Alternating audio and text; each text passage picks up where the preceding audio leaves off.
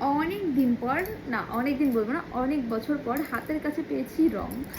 এই আমার হাজব্যান্ডের বাচ্চাবেলার যখন ও ড্রয়িং শিখতো তখনকার এই রং খাতা সব পেয়েছি।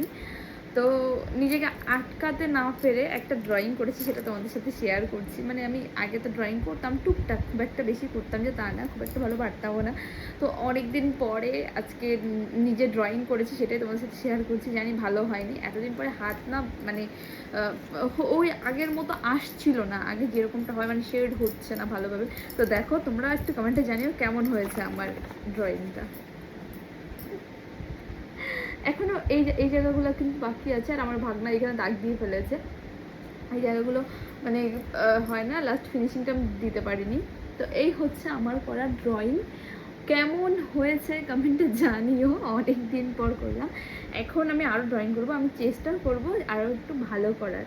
তো অবশ্যই জানিও কিন্তু যে কেমন হয়েছে আমার ড্রয়িংটা। অনেকদিন পর করেছি, আর যদি ভুল কিছু হয়ে থাকে অবশ্যই ক্ষমা করে দিও, কারণ অনেকদিন পর যেহেতু করেছি হাতটা আর মানে সেরকম আগের মতো হচ্ছে না। তো কমেন্টে জানিও কিন্তু যে কেমন হয়েছে আমার ড্রয়িং।